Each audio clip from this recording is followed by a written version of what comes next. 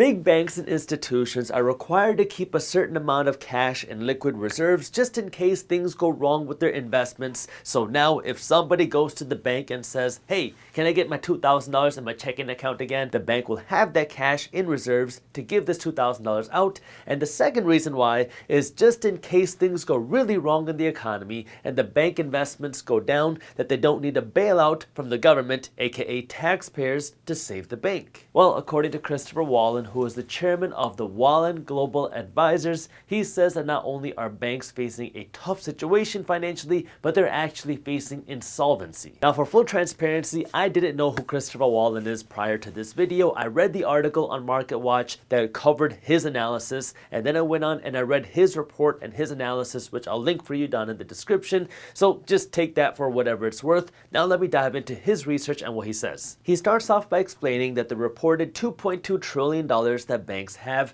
is not the real amount of cash that they have in their bank accounts. It's something called book equity. At the end of Q2 2022, the US banking industry had $2.2 trillion in total capital that is book equity, but much of the total capital is not tangible, which is why regulators use Tier 1 capital as the base measure for solvency. So $2.2 trillion is how much the banks say that they have in reserves, and then he goes on to explain why this number is not very accurate. The first thing he does is removes the intangible assets from this $2.2 trillion.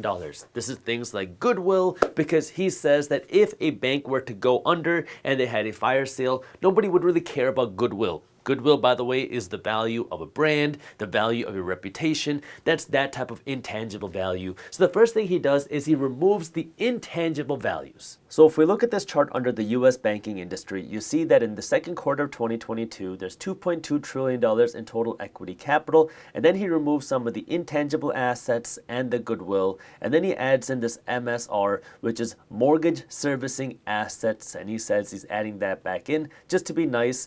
And that brings us down to a total capital of tangible assets of just under $1.5 trillion in the second quarter of 2022. And by the way, this data is from the FDIC. And then he goes on to subtract something called the accumulated other comprehensive income, because according to him, due to the quantitative easing and now the quantitative tightening, the banks are losing money on some of their investments because interest rates are so much higher. What he says is if the coupon pays less than the funding costs, you're losing money. The next part of his analysis is the real meat of his analysis, because the next thing he says is if you look at the bank's investments, their loans and the securities that they made in 2020 and 2021, and if you marked these investments to fair market value today, then it would push the banks into a massive loss that would push the banks into insolvency, because what he's saying is that the banks are losing money currently on the investments that they made over the last couple of years. Now, of course, the banks are not forced to sell the investments and the loans that they made over the last couple of years, but if you did,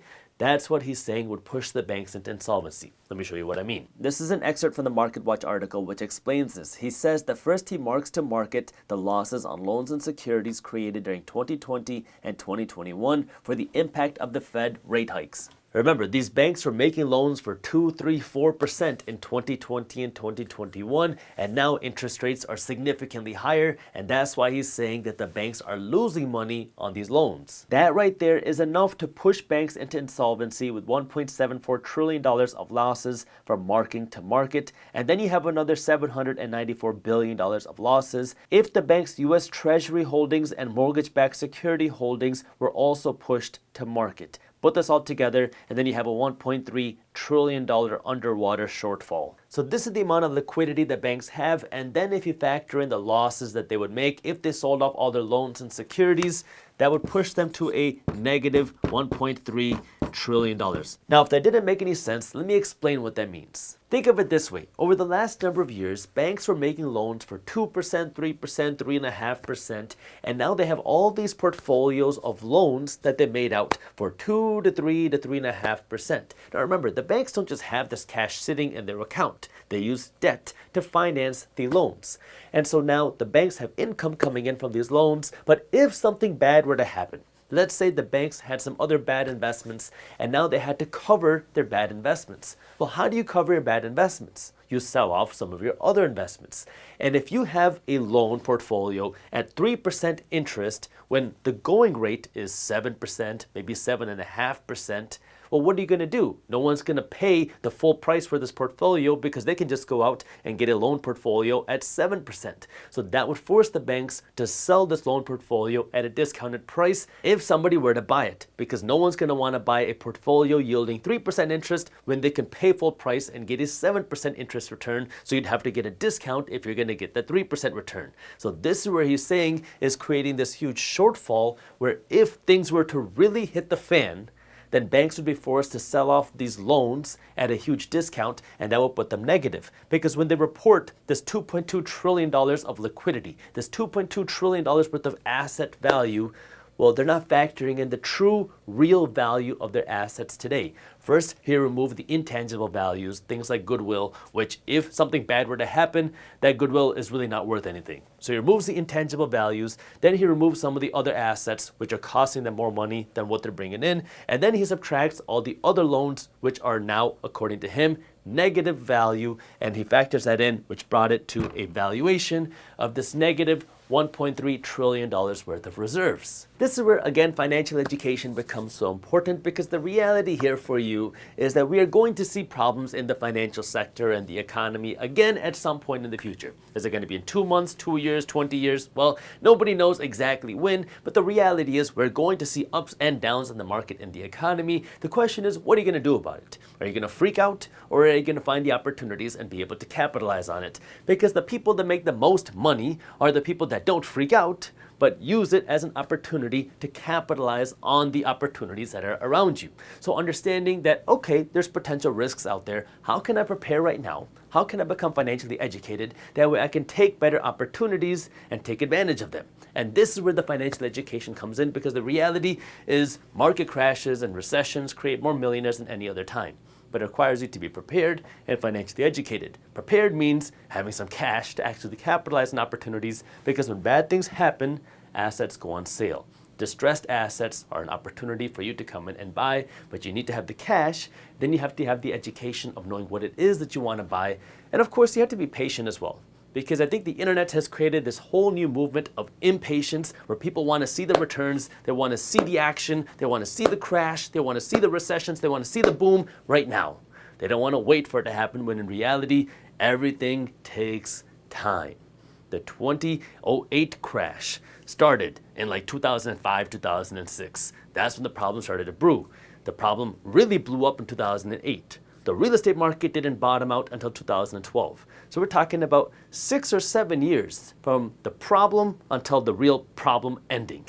And so you have to be patient in order to be able to find the opportunities. Like Warren Buffett said, the stock market is a device that transfers money from the impatient to the patient. So this is where you have to be patient, be financially educated, and start preparing. That way you can take advantage of opportunities. Now, of course, we keep you up to date on Market Briefs, which is my free financial newsletter. If you haven't joined Market Briefs yet, it's an easy way for you to stay up to date on what's happening in things like the stock market, the real estate market, crypto, inflation, and the global economy. It's completely free. And even if you're not a financial person, not only are you going to understand what's happening in the markets, but you're going to look forward to reading Market Briefs every morning, because we keep it so engaging and so much fun. So if you haven't joined Market Briefs yet, I'll put the link to how you can join down in the description below. Now the question is, where do you keep your money? Where do you keep your cash? And where is your cash safe? Now the first point is in regards to savings accounts, because if your savings account is not FDIC insured, well, it's probably a scam. All banks are supposed to be FDIC insured,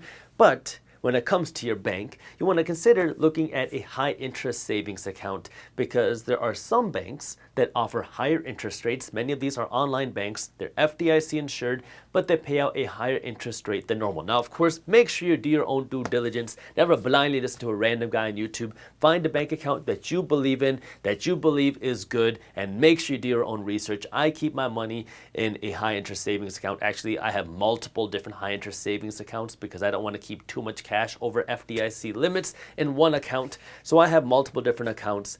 And so this is just an option. Some of these accounts are paying between 2 to 3% a year in interest. I know it's not life-changing interest. It's not going to beat inflation interest. However, it's better than the interest rate that most traditional banks are paying. So just something for you to consider, moving some of your cash to a high interest savings account. Second, when it comes to investing your money, this is where you can be a little bit pickier of how you want to invest. Invest investing your money into stocks is great. You get exposure into paper assets, companies. However, you don't have that much control over your assets. I invest my money into stocks. I like stocks. I think there's a lot of value in there. There's a lot of upside in there, especially if you're investing for the long term. But I also invest my money into real estate because I'm also kind of a control freak when it comes to my money. And when I invest in real estate, I have way more control over my money, and I have money into a tangible asset, something that I can see, something that I can feel, something that I can trust, something that I know, like I own the windows, I own the bricks, I own the doors. So real estate owns something tangible, and it also pays you with cash flow. So you got to understand, where is it that you want to keep your money, where you can see the upside, see the growth, and hopefully get paid along the way. I love real estate because I also get that cash flow. With stocks, I have a pretty sizable dividend portfolio because dividends pay me with cash flow. I like cash flow. I also have a piece of my stock market portfolio, which is not dividends. It's more to the growth, the more innovation, more of that risky side of things. But I like cash flow because cash flow means I get to get paid today and I don't have to wait to get paid. What you're working for here is just a paycheck.